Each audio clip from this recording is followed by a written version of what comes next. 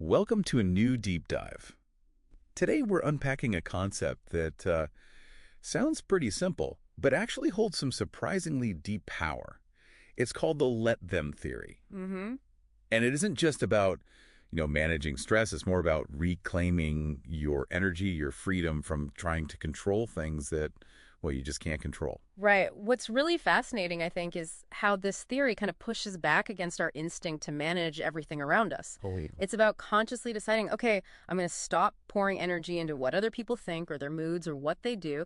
And instead, you shift that focus entirely onto what you actually can influence yourself.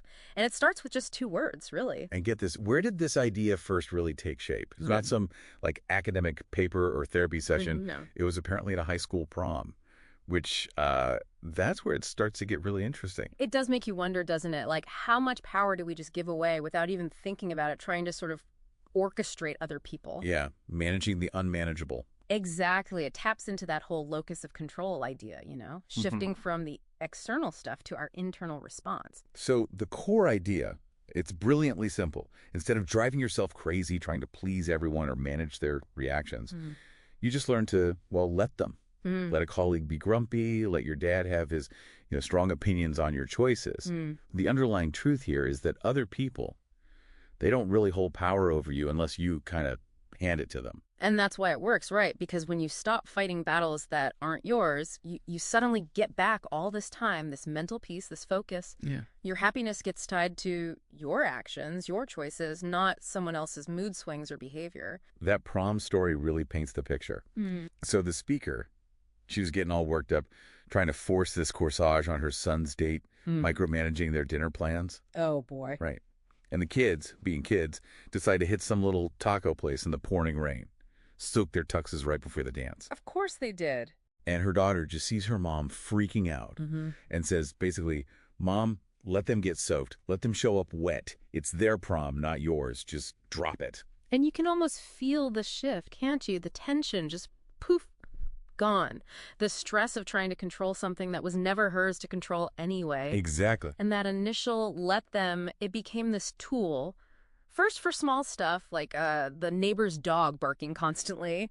You realize, okay, can't stop the dog, but I can control my reaction. Or relatives who are always late. Yeah, or judgmental family members, you just let them. And apparently this idea went viral online. People even started getting let them tattoos. Wild. But here's where it gets really crucial, the turning point. Yep. The speaker found that just saying let them, it could actually lead to feeling a bit isolated. Right. Or maybe a bit superior, even. Like you're above it all, but not really resolving anything deeper for yourself. Exactly.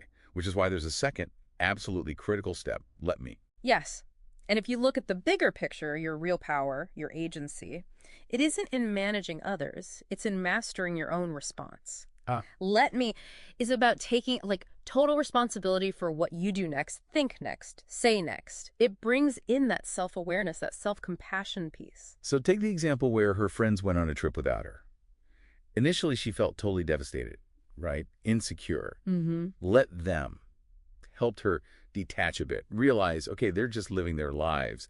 It wasn't about her. But it was the let me that made her really look inward. Yes. She realized she hadn't really been investing in those friendships lately.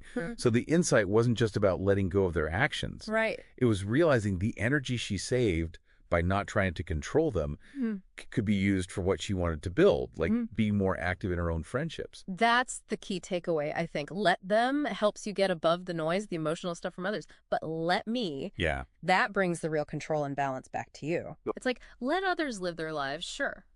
But then give yourself that same grace, that same permission to live yours, actively creating what you actually want.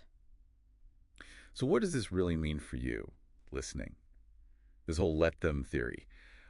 It's definitely not an excuse to just ignore problems or, stop setting boundaries. Absolutely not. If just doing the let them part leaves you feeling lonely or kind of disconnected, Yeah. that's a big sign you're missing the vital let me piece. Yeah, it's not about blaming other people for where you are. It's actually the opposite. It's about realizing, maybe deeply realizing that your happiness, your social life, your growth, that's fundamentally your job. Right. Stop waiting for the invitation or for permission or expecting other people to change so you can feel okay. Your let me era is right here, right now. Wow. You are absolutely capable of creating the life you want, but you have got to stop wasting that valuable energy trying to control what you never could, other people. And there's such freedom in that, isn't there? Embracing that balance. It's incredibly empowering. Lets you build from a place of strength. So thinking about all this, what really stands out to you about how applying both parts, let them and let me, could fundamentally shift things in your own life, moving from just reacting to actually creating?